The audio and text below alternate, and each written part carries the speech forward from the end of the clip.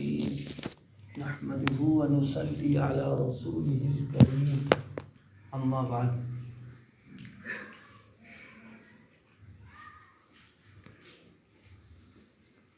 اللہ پاک نے ہم سب لوگوں کو 3 نعمتیں عطا فرمائی ہیں۔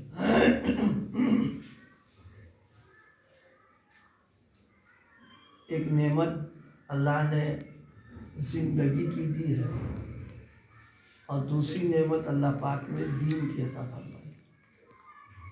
زندگی کی جو نعمت ہے یہ جسم اور روح دونوں کے تعلق کا نام ہے، تو اس اعتبار سے دیکھا جائے تو جسم دیا، روح عطا فرمائی اور دین عطا فرمایا۔ یہ 3 چیزیں اللہ پاک نے دی ہیں۔ ان تینوں کے تقاضوں کو سمجھنا اور اس کو پورا کرنا، اس سے انسان کو مزیدار زندگی، اس کی زندگی مزیدار بن جاتی ہے۔ تینوں کے تقاضوں کو پورا اگر کیا جائے، سب سے پہلی چیز ہے جسم۔ جسم کی بقا اور اس کا صحت مند رہنا، اس کا تندرست رہنا، یہ غذا اس کے مناسب جو بھی ہو وہ غذا اس کو پہنچائی جائے اور اعتدال کے ساتھ۔ اگر زیادہ ہو جائے گی تو مضر ہے اور اگر کم کر دیا تو مضر ہے۔ تو جسم کو غذا پہنچے اعتدال کے ساتھ۔ بعض بزرگوں نے اس کو اس طرح بھی تعبیر کیا ہے کہ جسم کی بقا کم کھانے میں ہے۔ لیکن کم کھانے کا مطلب یہ نہیں کہ بھوکا رہے آدمی، بلکہ کم کھانے کا مطلب جتنی خواہش اور جتنا اشتہا ہے اس سے کم رکھے۔ مثلاً ایک روٹی کا جی چاہ رہا تو بس 2-3 لقمے رہ جائیں، رک جائے، یہ وقت کم ہو گیا۔ یا دو روٹی کی خواہش ہو رہی ہے تو بس ایک پوری کھا لے اور اس کے اندر بھی دوسری والی میں تھوڑا چھوڑ دے، بس یہ۔ تو جسم کی بقا جو ہے وہ کم کھانے میں۔ دیکھیے جن لوگوں کا کھانا پینا اعتدال کے ساتھ کم رہتا ہے انہیں بیماریاں نہیں آتی، اور جن لوگوں کا مزاج یہ ہوتا ہے جو ملے کھائے رہو، اور چاہے جی چاہے نہ چاہے، اب عمدہ غذا آ گئی تو اور کھا لیا، وہ بیماری پیدا کر دیتا ہے۔ تو جسم کی بقا کیا ہے؟ کم کھانے میں۔ اس کے مقابلے میں روح جو ہے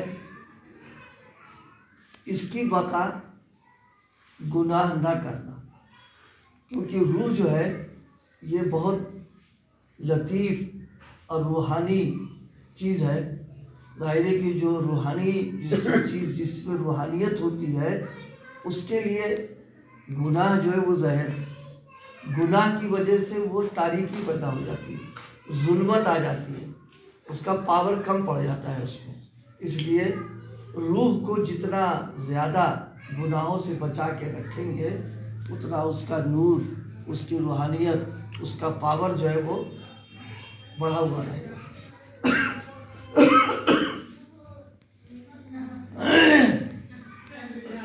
دیکھیے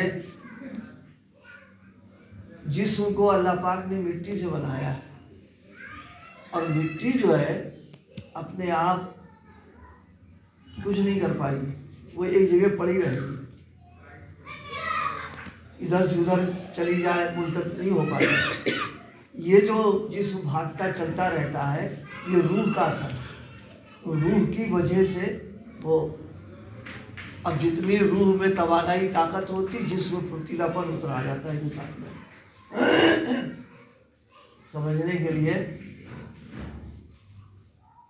گیند، فٹ بال، اندر جتنی اس کی ہوا بھری رہے گی وہ اتنا ہی کام کرے گا وہ، اور اگر ہوا کم ہے تو آپ کتنا زور لگا دو تو چل ہی نہیں پائے گا اس کے اندر۔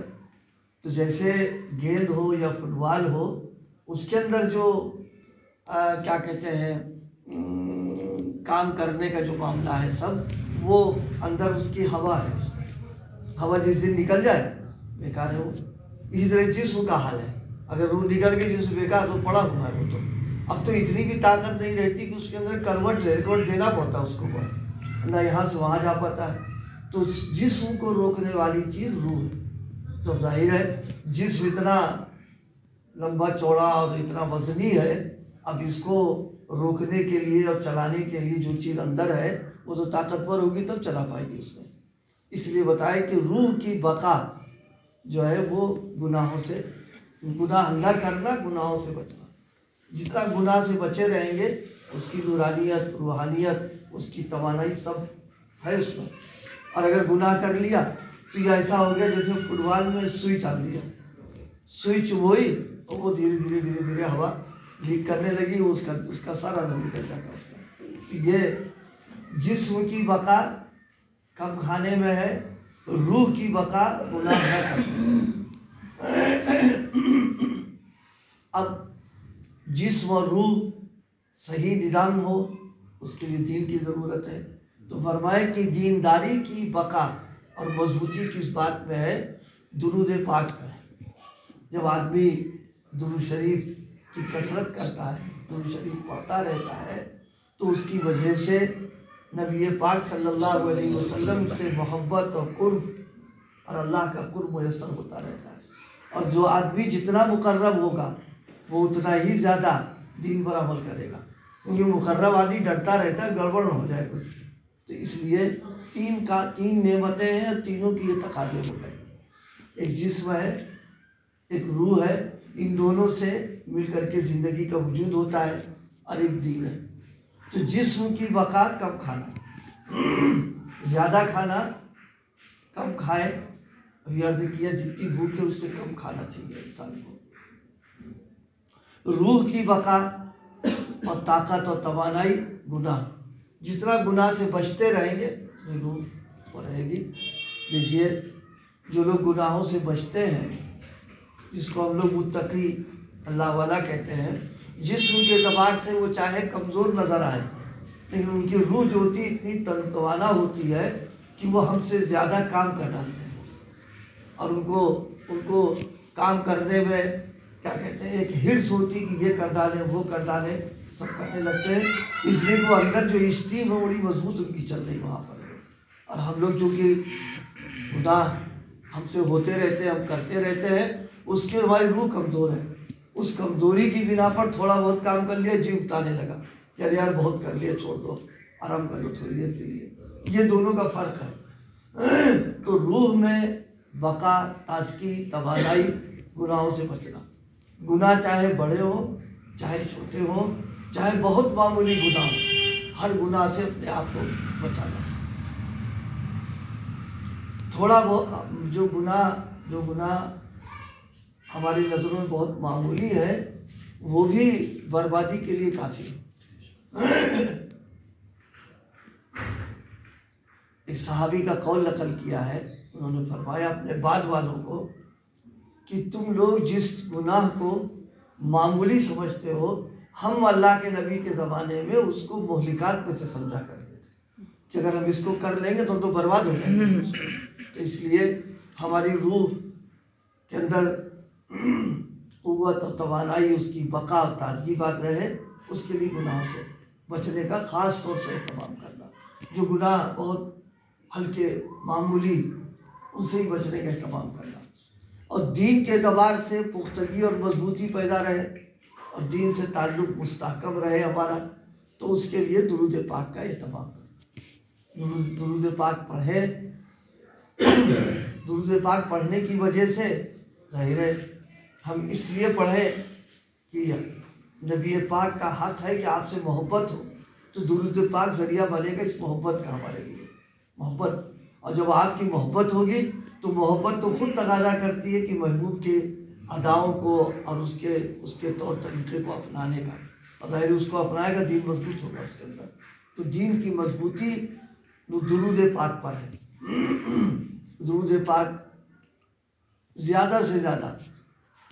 بعد حضرات نے فرمایا کثرت کی حد 300 مرتبہ کم سے کم درجے کی چیز ہے کہ 300 بار درود پاک پڑھا جائے. درود پاک پڑھنے والے کے لیے سب سے بڑا ایک جو انعام ہے، نبی پاک کے دربار میں اس کا نام لیا جاتا ہے کہ فلاں امتی نے یہ تحفہ بھیجا ہے. ظاہر ہے ایک بڑے حاکم کے یہاں کسی کا اگر نام لیا جائے، ہم میں سے کسی کا نام آ جائے تو ہم کتنا خوش ہو جاتے ہیں اور اس کا چرچا کرتے ہیں لوگوں میں. نہ یہ کہ آپ کے پاکیزہ دربار میں وہی فرشتوں کی زبان سے کہ فلاں نے یہ بھیجا ہے آپ کے لیے. یہ بہت بڑا اللہ کی طرف سے انعام ہے. کبھی سوچے آدمی دنیا کے اعتبار سے لوگوں کو دیکھتے رہتے ہیں، بہت سے لوگ ملتے ہیں کہتے ہیں یہ فلاں وزیر سے ملاقات کر کے آئے یا فلاں کیا گئے، ایک ان کے لیے فخر کی چیز ہوتی ہے. تو ایمان والے کے لیے اس سے بڑے فخر کی بات اور کیا ہو سکتی ہے کہ نبی پاک کے دربار میں اور آپ کے سامنے گنہگار امتی کا نام لے لیا جائے کہ یہ آپ کی خدمت تحفہ کی طرف سے آیا ہوا ہے. تو یہ چیز جو ہے درود پاک دین کی مضبوطی اور پختگی کا ذریعہ ہے. ہم اس کے ذریعے سے وہ حق تو نہیں ادا کر پائیں گے، حق کے طور پر نہیں ادا کر رہے ہیں، بلکہ ایک ناکارہ غلام ہے، گنہگار آقا کی خدمت پہ ہدیہ پیش کر رہا، قبول کر لیں گے تو سعادت کی بات ہو جائے گی ہماری. لیکن قبولیت کی پوری امید ہے، یقین قبول ہوگا وہ. تو اب ظاہر ہے اس کی برکت یہ ملے گی کہ دین میں مضبوطی آ جائے گی. تو یہ 3 کام اللہ پاک ہم سب کو توفیق عطا فرمائے. کم کھانے سے جسم کی بقا ہے، گناہ سے بچنا یہ روح کی بقا ہے، اور درود پاک پڑھنا جو ہے یہ دین کی بقا اور مضبوطی کا ذریعہ ہے. اللہ پاک عمل کی توفیق.